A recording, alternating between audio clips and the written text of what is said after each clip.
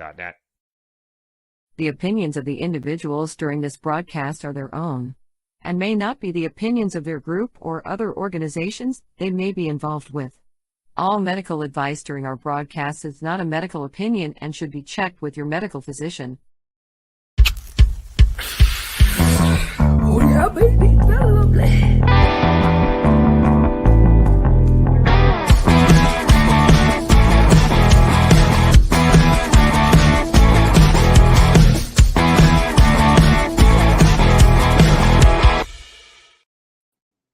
Good morning. Hello. Morning. How are you?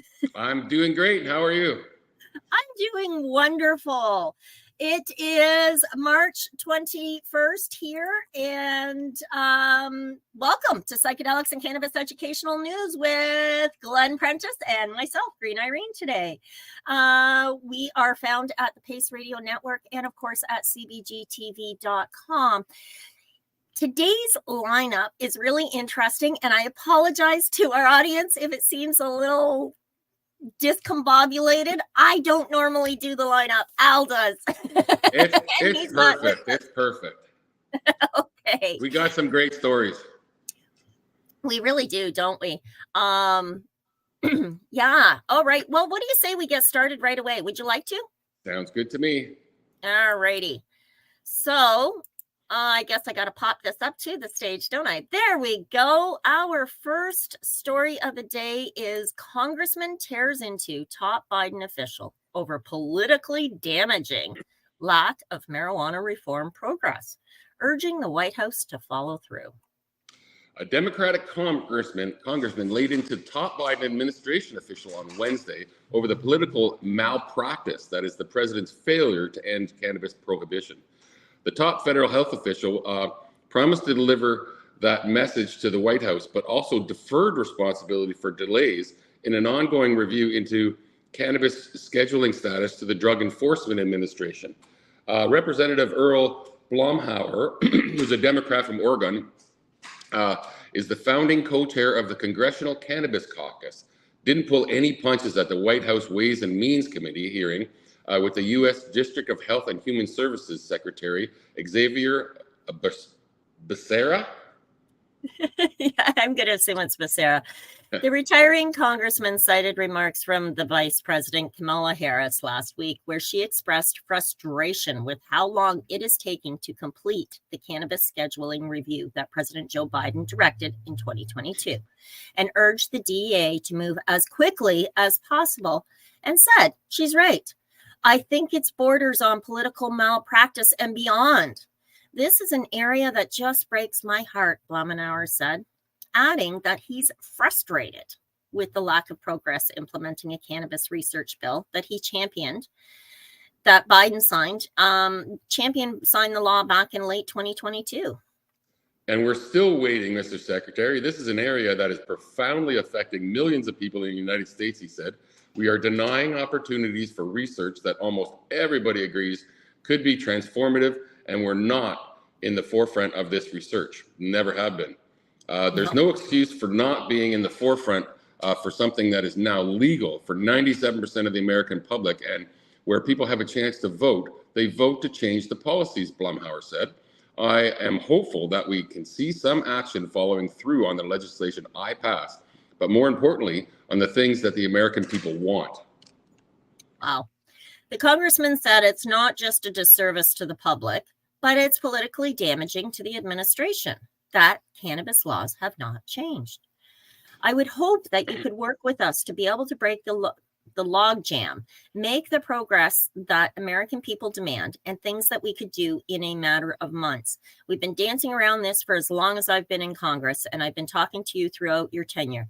I think it's time for the administration to actually follow through on some good intentions, he says. Becerra said he will take back much of your message to the administration while touting the fact that the HHS followed the president's scheduling review directive and subsequently recommended that the DEA move cannabis from Schedule 1 to Schedule 3.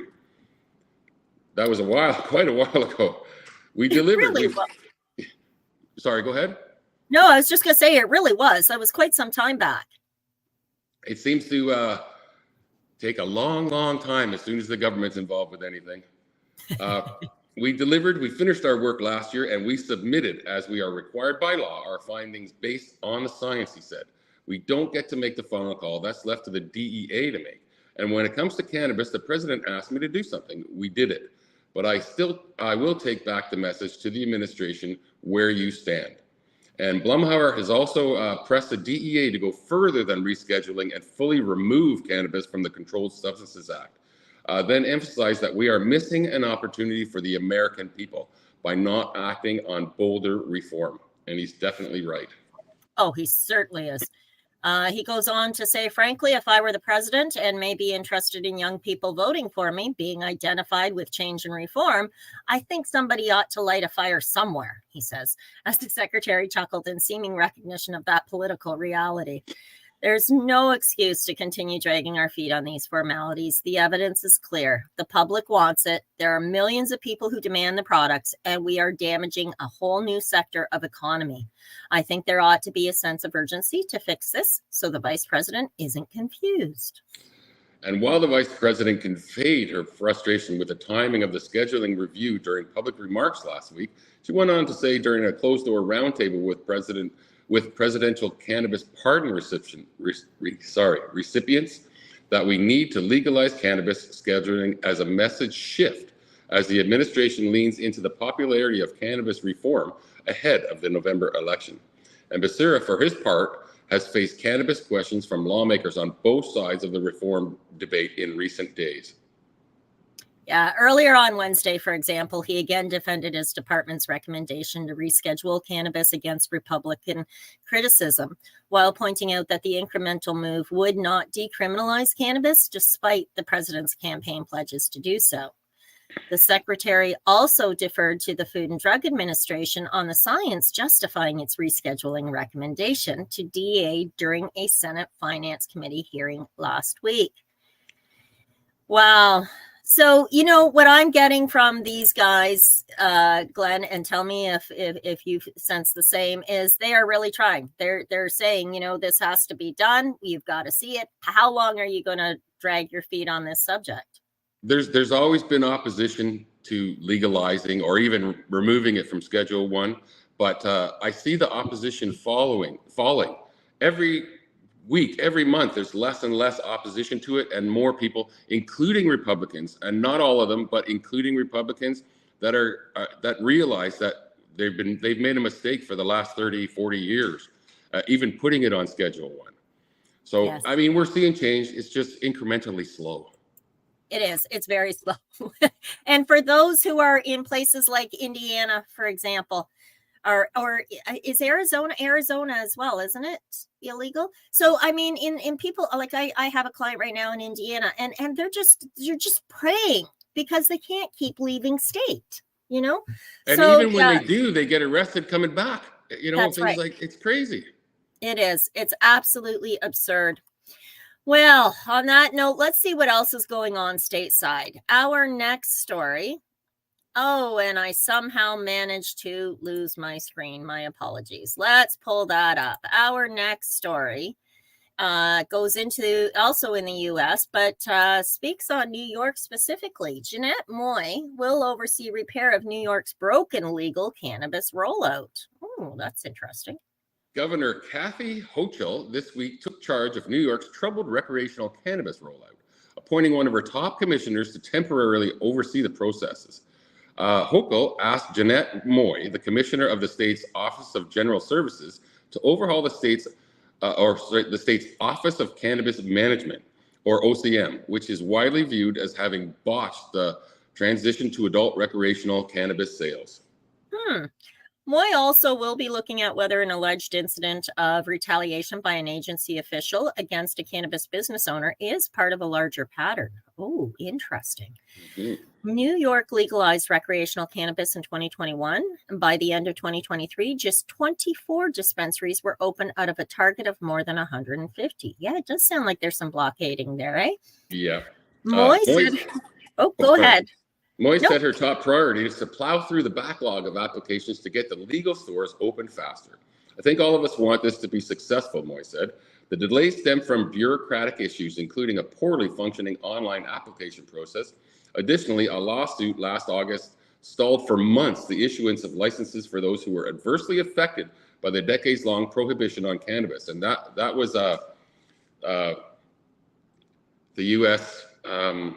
Veterans Affairs, I think, was the one.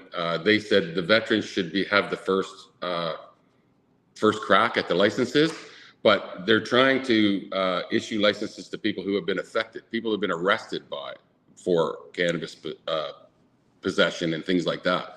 So I don't know, it's kind of complicated, and it did stall for months and months and months while they were going through court with this.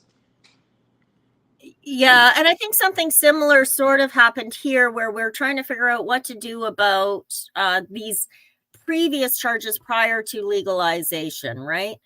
But yeah, I think stateside it got really yicky. Yeah. Yeah. As a result, licensed cannabis growers were stuck with fields full of product that they couldn't legally sell. In the case of New York, and that lawsuit, they ended up with all kinds of product that they couldn't sell. Applicants for retail licenses faced months, if not years, of red tape.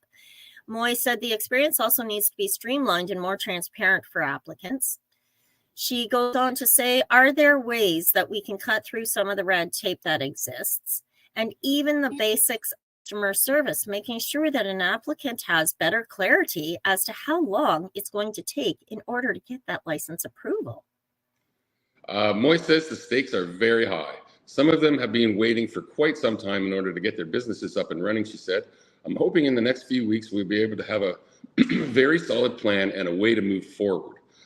She also addressed accusations of improper retaliation by Damien Fagon, OCM's chief equity officer, who was placed on leave after a cannabis grower accused him of shutting down her business after she repeatedly criticized the Bosch rollout. That's yeah. nice.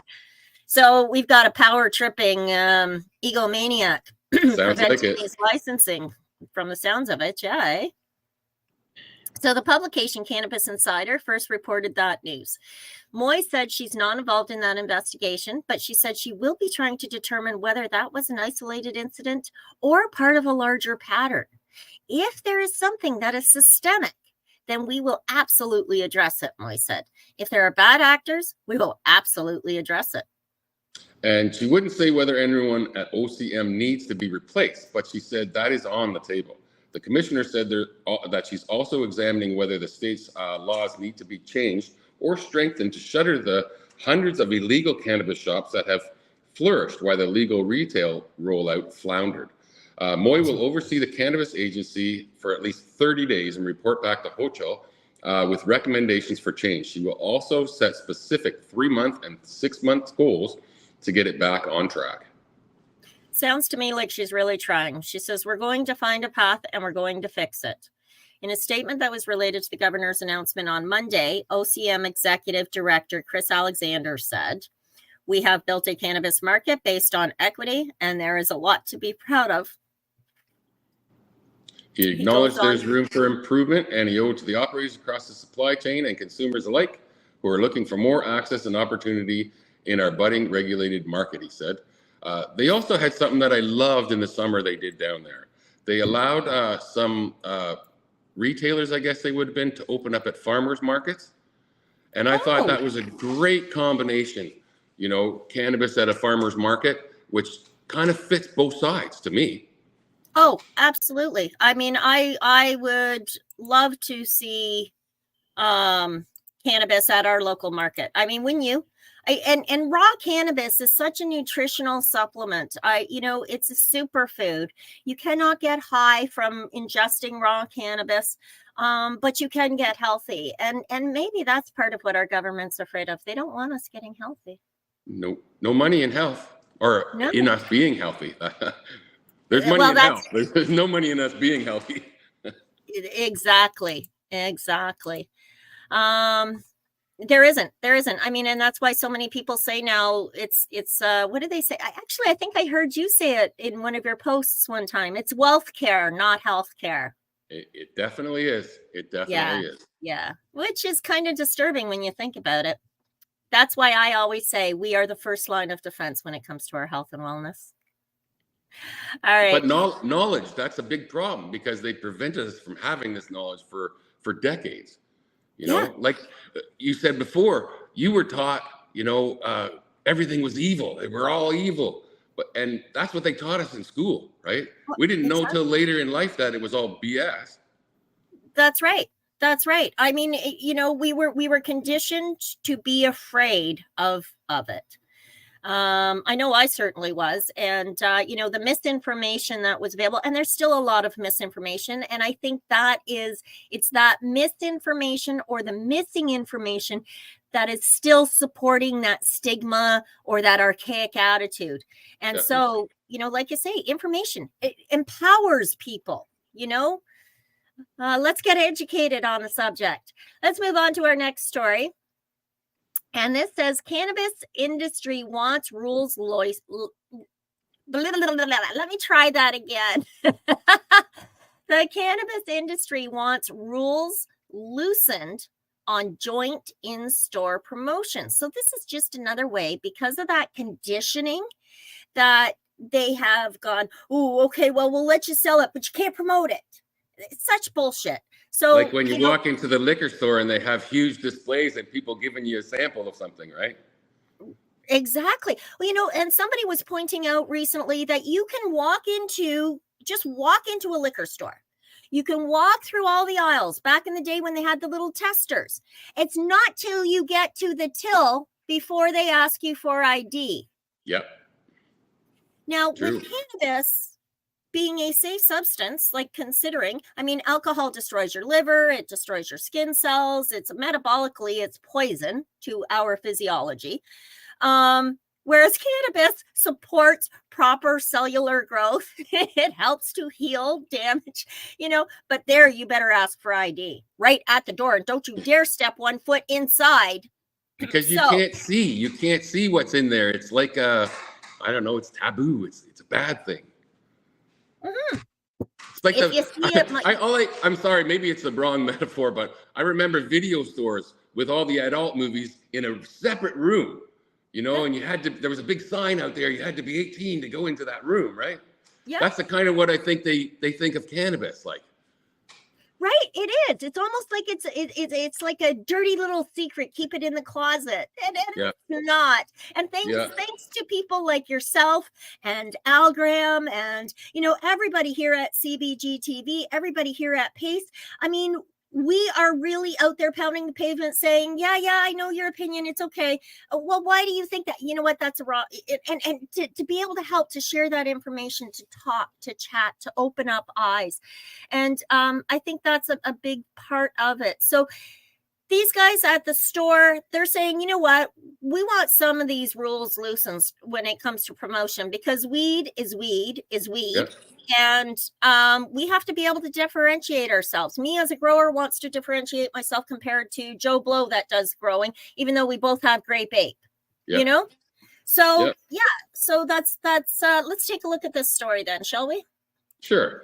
As legal sales of cannabis show signs of flattening in Canada, the industry is urging provinces to loosen rules that can ban pot producers and retailers from collaborating on promotions.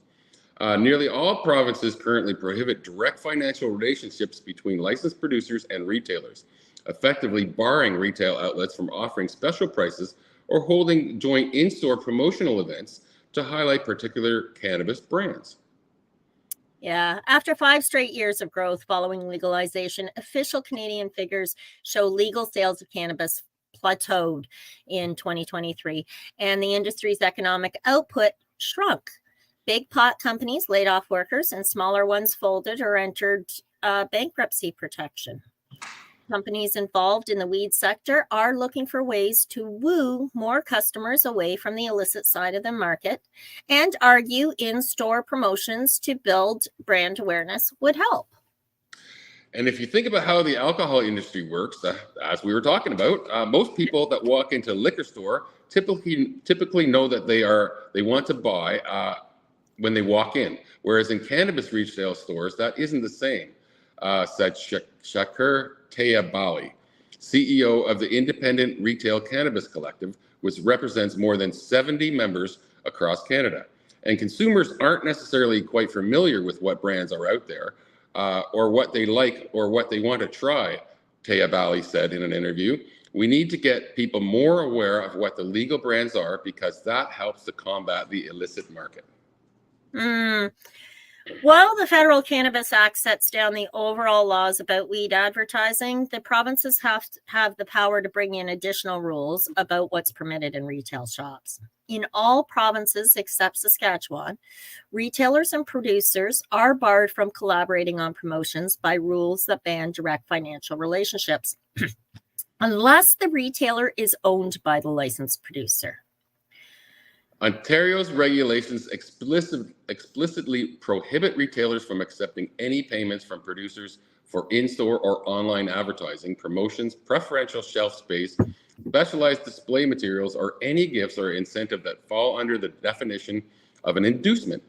Brad Poulos, who's a lecturer in the Ted Rogers School of Management at Toronto Metropolitan University, says the bulk of cannabis marketing in Canada currently has to happen at the store level because of the restrictions on producers' advertising. Yeah, it's very difficult for a brand to build any kind of relationship directly with the consumer, Paulo said in an interview. You don't have this natural flow of information between a brand and the consumer like you would with virtually any other consumer packaged goods.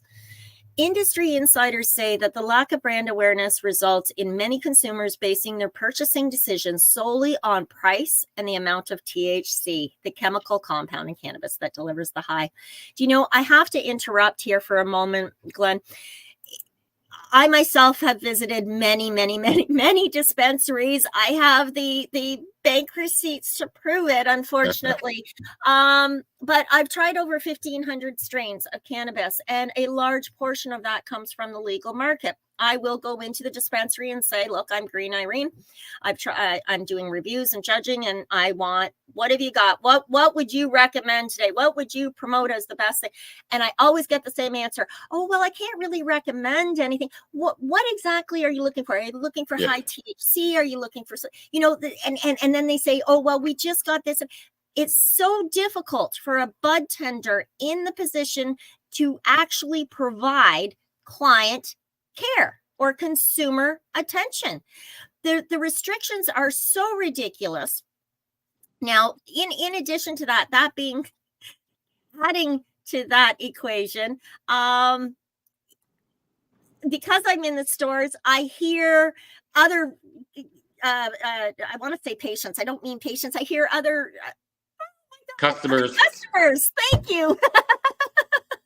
I hear other customers when they come in and they say things like, oh, what have you got? You got a really high THC? And then they'll say, oh, well, I've got this from Figure, or I've got this from Spinach, and Good Vibes is doing this, and Good Vibes has this one. These are all the brand names. Now, I mean, I happen to know the brand names, but the guy, the other customer really doesn't give a shit. He wants the best bang for his buck, and he doesn't care what that is. That tells me that for these producers, these licensed producers out there, they've got to step up their plate, and they've got to be able to say, this is what makes me wonderful. Joe in the garden spent lots of time singing to this plant, Grape Ape, and now it's ready for you, and it will give you those same vibes. You know, they want to be able to do that, and they should be able to do that. Yes. So it really is just time before they can. I'm sorry, I had to throw that 2 cents in there.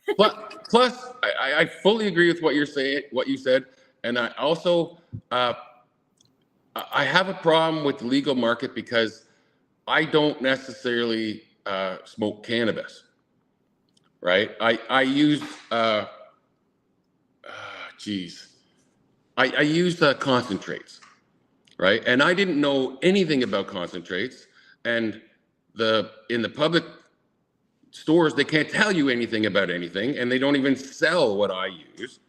I don't cough like I used to. I feel almost identical to the way I used to when I smoked, but it's much more healthy in the way I consume it, because I don't have that cough I used to have. I don't have that you know, in the back of your throat cough. I got it a lot from consuming just cannabis. Yep. And I'm not against consuming cannabis at all.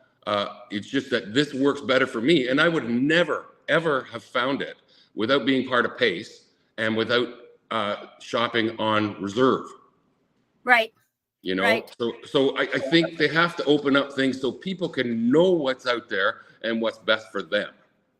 You know? Right. And, you know, the saying goes, I mean, I heard it back in my early days of marketing and advertising in college. And that was, an educated consumer is your best consumer.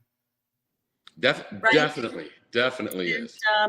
And yeah, so we need to make more room for that education, as you say, you know, to be able to find a product that actually worked for you. It was concentrates. That's beautiful. It took me years, though. I've been smoking cannabis since I was a teenager. You know, Okay. I'm an old man now. It took me that long to find something that worked perfectly for me. Wow. Yeah. No, and it does. And that's just it. I think, you know, in another 5 to 10 years, I suspect that people won't have the same challenges that you or I have faced. That's for sure. I hope so. That's why we're here. Yep. And it's why the Chamber's asking Ontario to modernize pot regulations. Yeah. Okay, so we'll go on. How does it taste? How does it make you feel? Does it give you the desired effect? Tabali said, how do you educate the consumer when you don't have the ability to have them try the product? Very true. Ontario Chamber of Commerce is calling on Premier Doug Ford's government to modernize the province's regulations by ending its ban on direct financial relationships between the cannabis producers and retailers. Right. In its official submission to the government ahead of next Tuesday's provincial budget, the Chamber says an overly restrictive regulatory regime is inhibiting growth in the sector and it's squeezing margins. Omar Khan, the Chief Communications Officer for cannabis company High Tide, says Ontario is making a mistake by banning retailers and producers from collaborating on in-store promotions. And that's the bottom line. Now, anybody that is listening or watching our feed today, this weekend, the Can Expo is taking place at Enercare in Toronto. Everything and anything cannabis related can be seen or viewed right now at Can Expo, from industry stuff right down to consumer, which bud is better. I mean, there is on-floor bud sampling. I am so ecstatic and excited to be getting to Can Expo this weekend. Again, Can Expo at the Enercare Center, March 22nd, 23rd, and 24th of 2024, just in case this is airing 10 years from now. I wish I could make it. Are you going to try and make it? No, I'm a little bit too far. I said I wish I could. Oh, well, that's unfortunate. I've got to pull our screen up here. I've done something wonky with the board, so I have to keep going back and forth. I apologize for any delay or that it's causing anybody or disturbance in your eyeballs.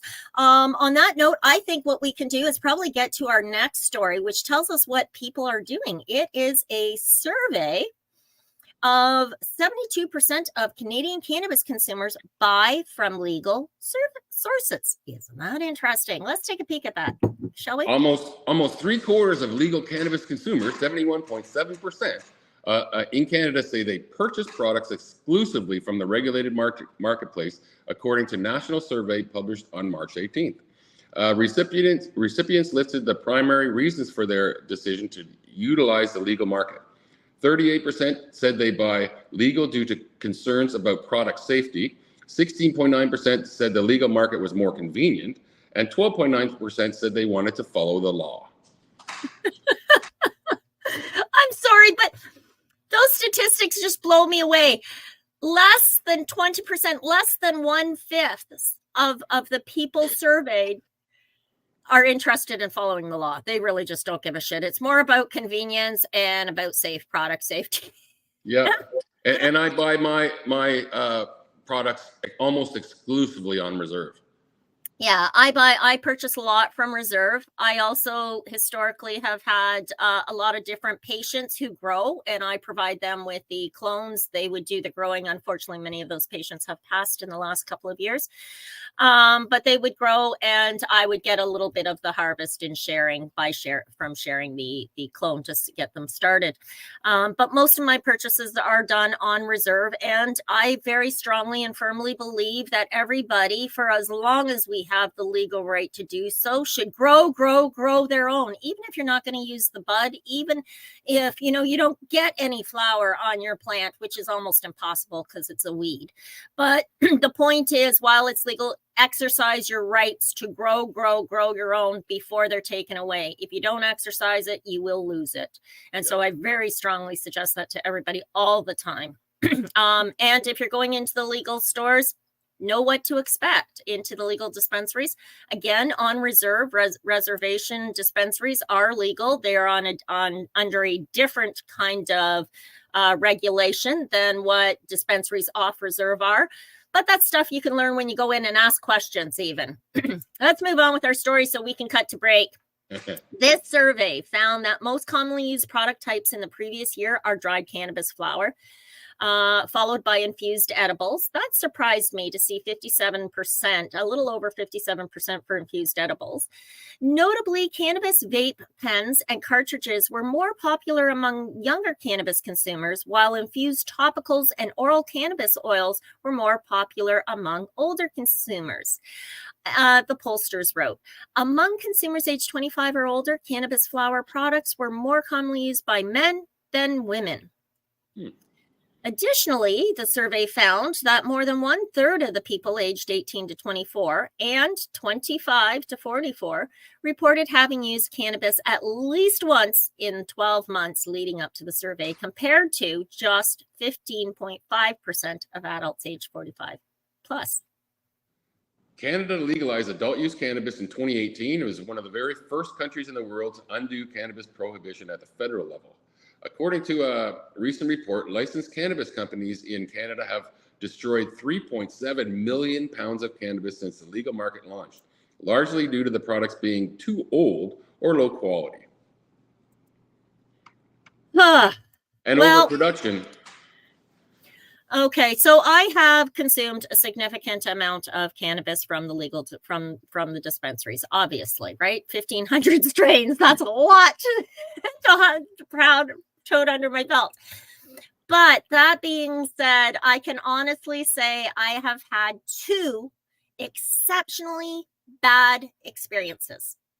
Of all the products I've tried. And admittedly, it goes on a scale. Some of them have not been the greatest by any stretch of the imagination. And some of them have been wow and became one of my new favorites on my list of go-tos. But of all the legal products that I've tried, I've had 2. I've had 2 that I just went, wow. And I wrote each of the companies. The one was an infused product. So it's, dipped in oil, it's flour, and then it's rolled in keef, and it's this supercharged joint. And when I got the joint and I took a bite of it, it's like somebody decided that vinegar would taste good on apple pie. It was fucking horrible. So I wrote the company and said, what the hell was that besides a horrible experience? Really bad idea combining these 2 things. And they agreed. I wasn't the only one to complain. And they sent me a replacement dupe of something else. And nice. So I said, thank you very kindly. The other company I wrote, because I do a lot of pre-rolls, and I said, wow, this was horrible. The price points were not... It doesn't reflect the price points because I paid mid-range prices. But the product, my joints were all bent and super loosely packed. It smelled terrible. And it tasted like somebody had kept the bag of weed in their underwear drawer. Like it tasted like potpourri. It was just horrible. So again, I contacted the company. I haven't heard back from them yet. It was only recently. That being said, speaking of weed, speaking of enjoying a puff, let's talk about enjoying a puff. Why don't we cut to break and medicate while we hear a word from our sponsors? Does that sound good? Good? That was great. Time to medicate. Irene's got to wind down. All right, we'll be right back in just a couple of minutes after we listen to this from our sponsors.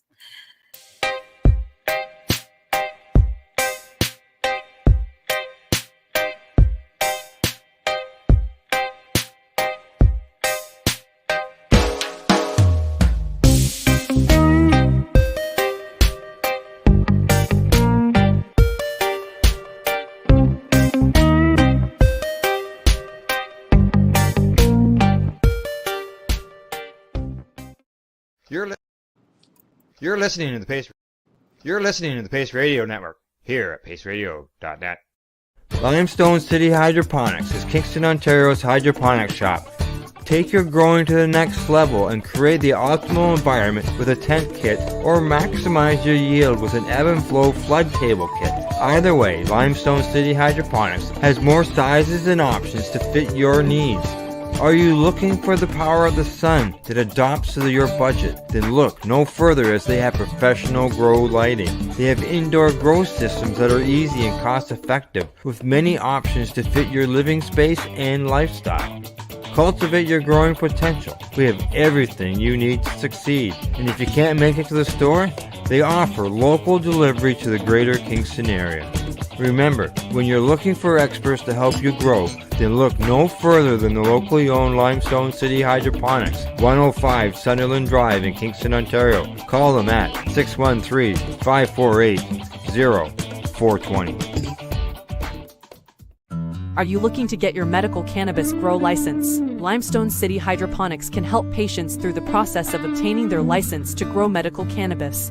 What's that? You don't have a doctor? If you meet the medical criteria, Limestone City Hydroponics has a nurse practitioner who can assess and provide medical cannabis prescriptions. What are you waiting for? Contact Limestone City Hydroponics at limestonecityhydroponics.ca or call them at 613-548-0420. What do you find at paceradio.net? People advocating cannabis education.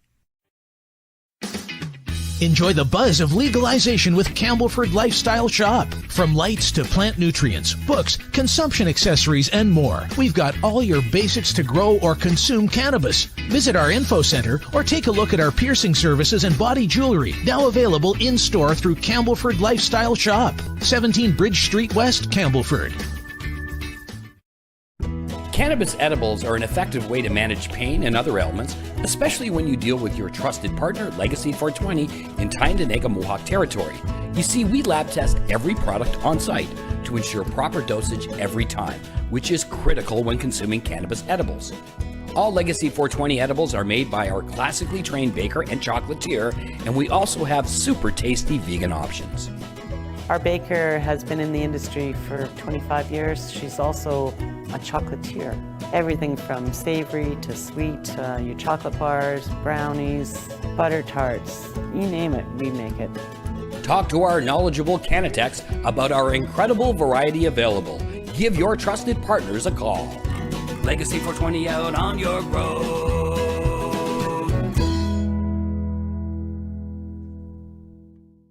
You're listening to the Pace Radio Network here at paceradio.net.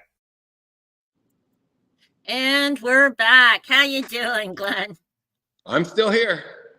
Excellent, excellent. So I had to run around and try and find where, because I packed everything up, getting ready to go to the Can Expo, and it's like, oh, where's my puff? So during the break, I'm running around like a little bit of a lunatic, and it's, oh, that's only 28 seconds. I'm not used to running the board. My apologies for the lack of professionalism. You know, I wanted to make a comment too, as to, you were saying about coughing, like you don't smoke anymore, you use concentrates now. A lot of people don't realize that burnt cannabis contains significantly more tar than burnt tobacco. And so that lends itself to a lot of that coughing. Now, I had a client at one point in time, she's since passed, but who had severe COPD and did a lot of that coughing. She actually used cannabis to cough. She would take a puff of cannabis, just a puff, so that she could cough and get it out, you know, like make it a productive cough. She later in her life, prior to passing, she had transitioned over to a volcano vaporizer in order to consume her cannabis for pain. But yeah, it's not uncommon for a lot of people. And I know you're one of many that I know that have transitioned from smoking flower to using concentrates. And just to clarify, I do smoke cannabis, just very, very little bits now. And when I was in Costa Rica, you can't get the concentrates. So I was smoking cannabis for the entire month I was there. Okay. So because it's the only thing I had, and it's not my medicine, right. It was what I could get. Yeah. And sometimes it's the less, that's what we've got to do, is we've got to put up with what we can get, right? Yeah. Let's move on to our next story, shall we? We're going to go to Japan. I only read the headline of this story, so I have no idea what it's about, to be perfectly honest and transparent here. But the headline caught my attention, and it says Japan cannabis cases jumped to a record last year. Suspects for cannabis-related offenses rose to a record in Japan last year, with people in their teens and 20s accounting for more than 70% of cases. The National Police Agency said 6,482 people were suspected of possessing or growing cannabis in 2023. The figure marked the highest since police began keeping such data in 1958. The previous record was 5,482 cases set in 2021. Wow. People in their 20s accounted for 3,545 of the cases, followed by teenagers with 1,222. Among the teenagers identified as suspects, 21 were junior high school students and 214 were senior high school students. The youngest was 14 years old. Wow. Researchers say compounds in cannabis may cause mental disorders and affect cognitive functions. Last year, the police agency interviewed more than 1,000 people identified on suspicion of possessing cannabis about the drug's effect. A total of 76% responded that the substance is not harmful at all or not so harmful. Agency officials say cannabis is spreading widely, partly because of misinformation, such as claims that cannabis is safe. They also note that the substance is becoming more accessible through drug trafficking groups on social media. So Japan is having an issue. Obviously, in Japan, cannabis consumption is not legal, obviously. But I find it interesting that there's such a small number. Like, I know 6,000 sounds like a lot, but in a country of Japan, is that really a lot? I think that's a very kind of strict country. Yes. And I mean socially strict. Yes. Not so much cannabis strict. I mean, there's thousands of countries out there, hundreds of countries that are strict on cannabis.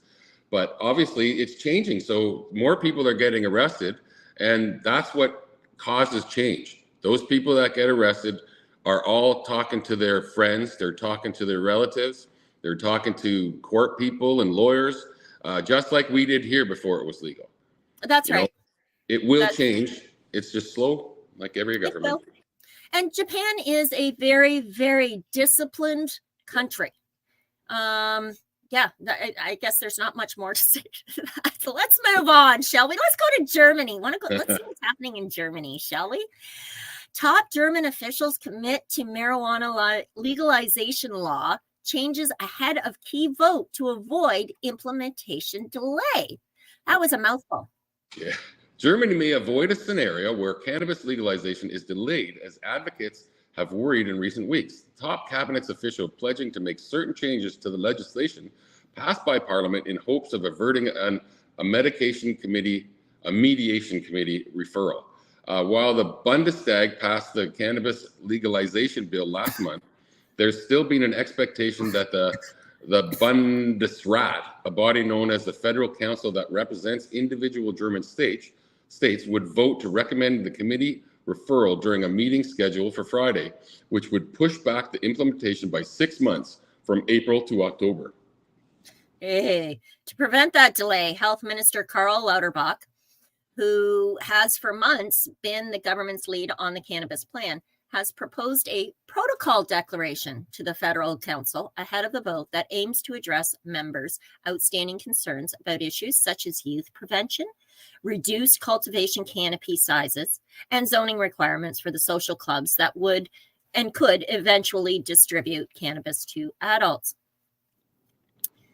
State Health Minister Petra Kopping of the Social Democratic Party said on Tuesday that Lauterbach promised him that he would enact the revisions and signaled the move may avoid a situation where Bundesrat votes to refer the bill to mediation committee. That's according to the legal tribune, as they reported online. And that's especially notable given that Kopping led the amendment adopted in the Health committee earlier this month to delay the information of legalization. While the protocol declaration that Lauterbach is putting forward is not legally binding, the commitment is giving advocates hope that the current timeline will hold.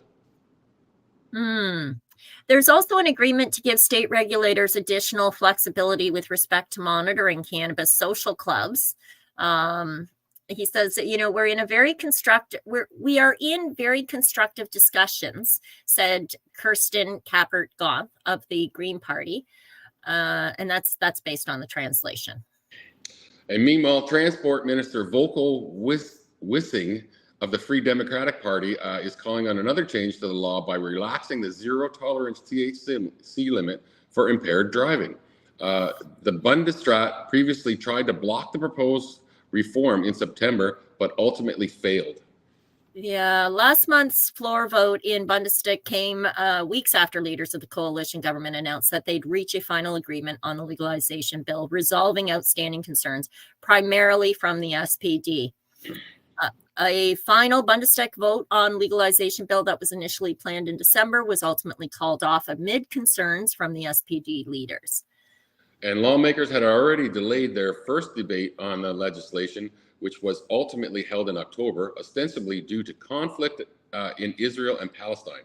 They also pushed back the vote scheduled for November as supporters worked on improvements to the bill. At a meeting in December, the health minister took questions from the members, some of whom opposed legalization.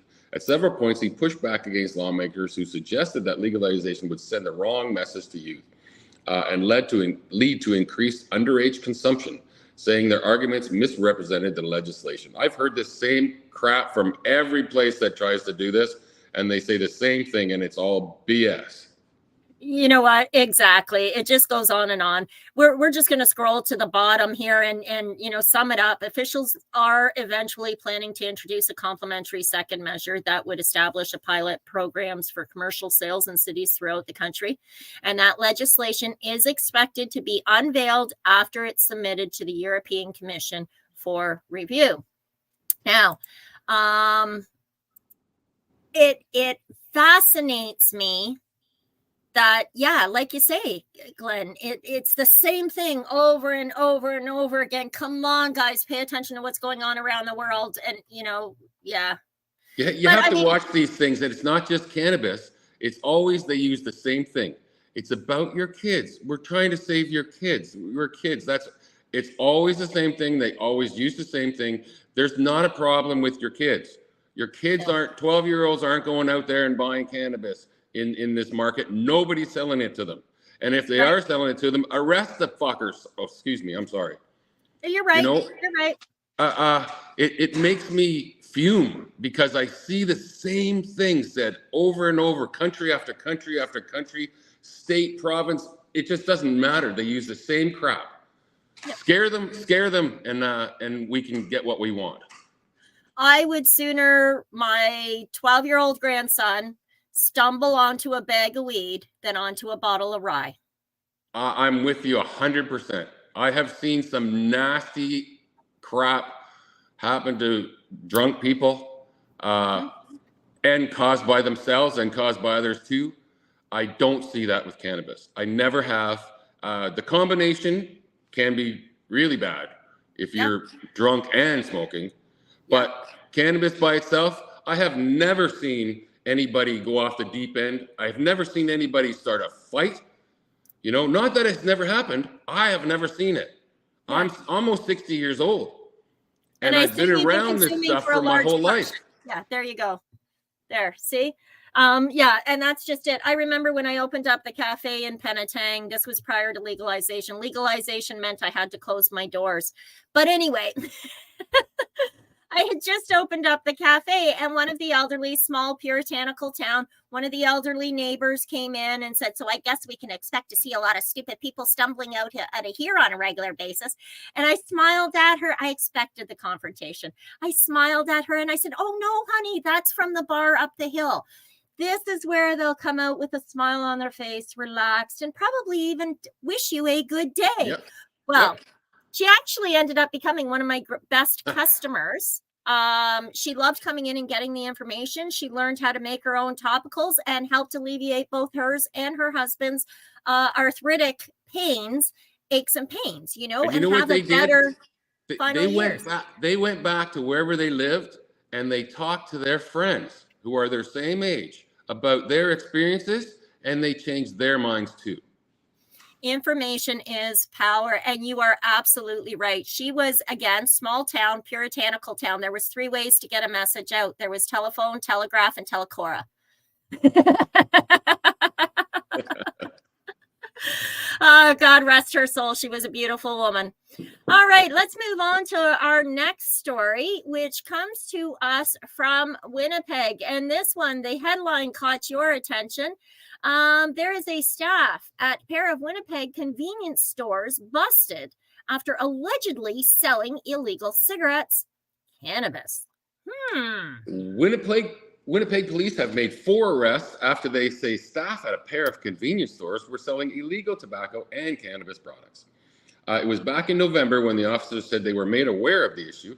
An investigation found that during business hours, the products were accessible and available for sale to the public, even though they are age restricted and members of the public must be 18 to purchase. So they were selling to underage people, I think, too.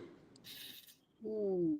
Search warrants were obtained for the businesses in the first 100 block of Stakona Street and 200 block of Salter Street. On Monday, officers seized several cartons of illegal cigarettes and cannabis, along with more than $11,000. Oh, it's trending now. So a 34-year-old man, 2 37-year-old men, and a 41-year-old man all face several charges related to the Manitoba's Tobacco Taxation Act, Smoking and Vapor Products Control Act, and the Cannabis Act. They also face charges in connection with possessing funds that were obtained by crime. And the story, oh, there's more here. Nope. It just says the story continues, but it really doesn't go anywhere. It's just, what do they call that? Clickbait. That's what that was. Oh, wow. You know, there's a lot of news on cannabis, isn't there? There's something happening in every which way. We're constantly being reminded of a need for change in the reform of our regulations and our rules.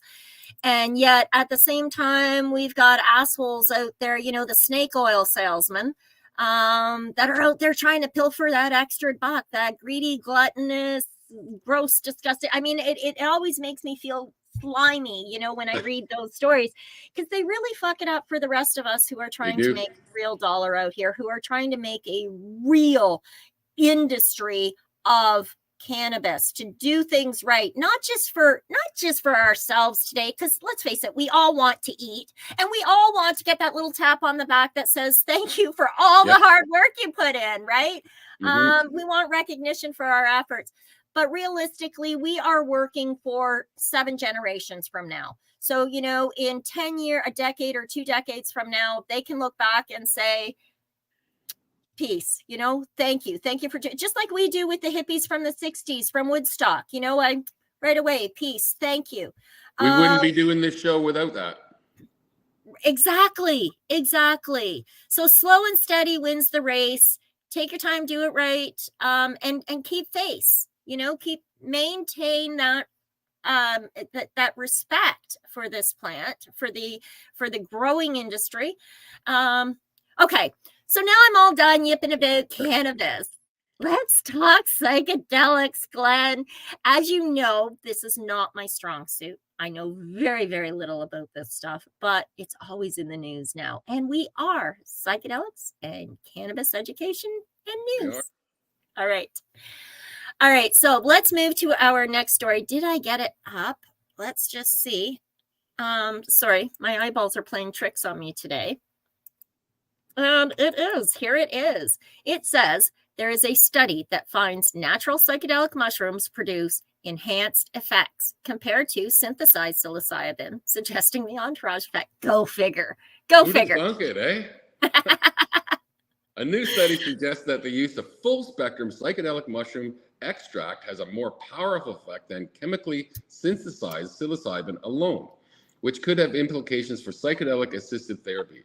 The findings imply that the experience of euthanogenic mushrooms may involve so-called entourage effect, similar to what's observed with cannabis and its many components. And why would you synthesize this? The only reason to synthesize it is to own it. Yes. That's it. Yep. There's no other reason to synthesize this. They grow abundantly. It's super easy to grow them. If you synthesize it, you're doing it for money only. That's it. Right. To date, clinical trials have generally been conducted with chemically synthesized psilocybin, wrote the 15-person research team representing institutions such as Hadassah Medical Center at Hebrew University in Jerusalem, Boston-based Human Metallome Technologies, Paro Ethnobiosciences in Chicago, and others. And little attention has been given to additional potentially therapeutic psychoactive or non-psychoactive compounds found in psychedelic mushrooms. Oh, wow. Okay, so I have to say thanks, Glenn. I'm really glad you said those words because It was a mouthful. My tongue would still be tied. You know what? I agree with you 100%. Now, one of the reasons to try and synthesize something is to see if we can improve upon it or if we can manipulate it to work. Maybe if we tweak this, it can work for this group of patients. And if we tweak that, it can work for that group of patients.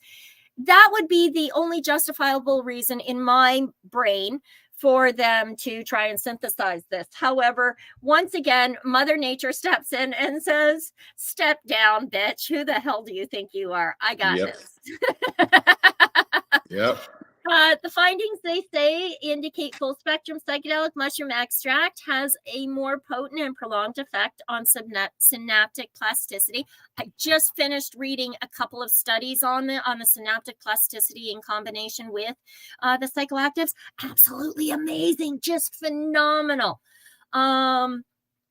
So these findings open up new possibilities for the therapeutic use of natural psychedelic compounds, providing hope for those that have found little relief in conventional psychiatric treatments.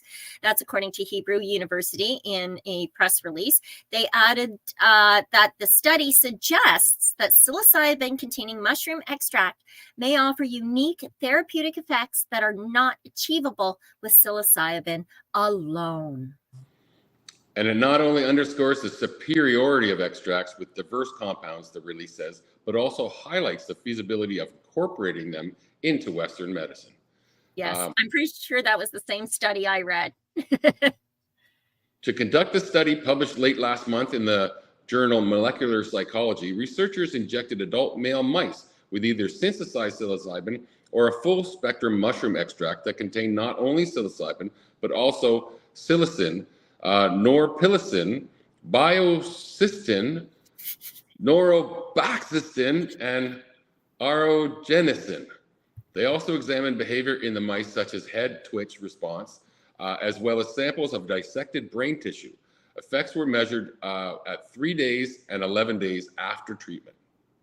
Yeah, their findings show no difference in acute effects on HTR, said the authors. However, they found an effect of PME on synaptic protein levels in 4 brain areas that's significantly more pronounced overall than the effects of PSIL. Now, those synaptic proteins, they said, are seen as possible markers of neuroplasticity. This is so beautiful, which they describe as the lifelong capacity of the brain to respond to experiences, learning, and the environment, and to reorganize structure, function, and connections in response to such stimuli. So I just want to interject here, because that's a whole lot of words that when you dissect them all, it makes sense. But I'm going to do that dissection for you really quickly. Historically, we believed once you're set in your ways, you're set in your ways. And once you've learned something, there's no going back. You can't teach an old dog new tricks. The brain starts to shut down. You can't learn after.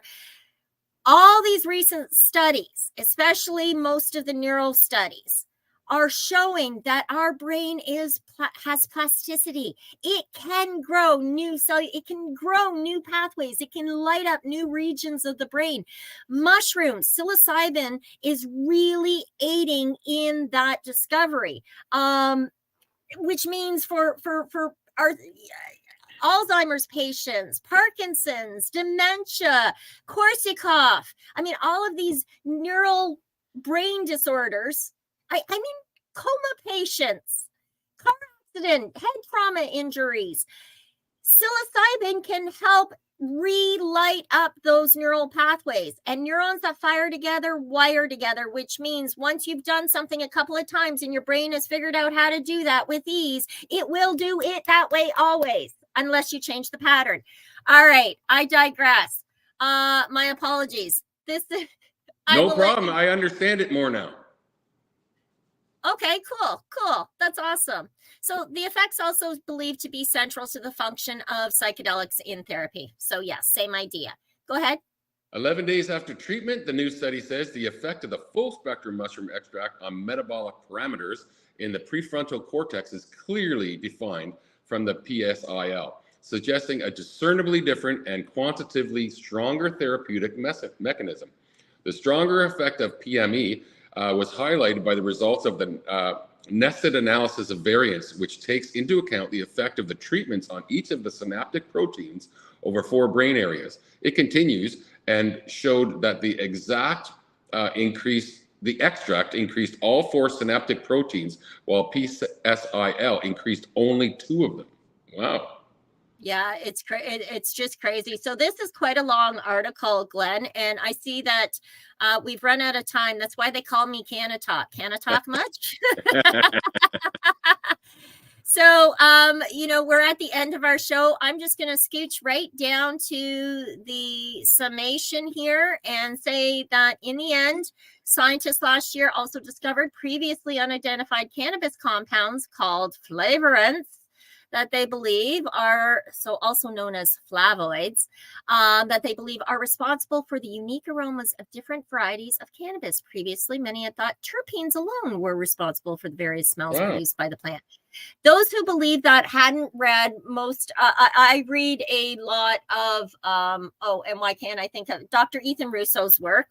And he spoke of terpenoids and flavonoids very early on in his studies. Amazing work, amazing information. There's lots to learn. And, Glenn, I don't know about you, but I love a saying that was taught to me by my grandparents. And that is, the more I learn there is to learn. Every single time I do this show, I learn. Every time. Right? I love it. On that note, everybody, yes, we are just about out of time. So from the legacy420.com news desk, that's the news for today. We hope that you found it educational and informative. Thank you to Legacy 420 Camelford Lifestyle Shop and Limestone City Hydroponics, and to you, our viewers, for tuning in today. On that note, we'll see you again here next week. Peace. Ciao for now.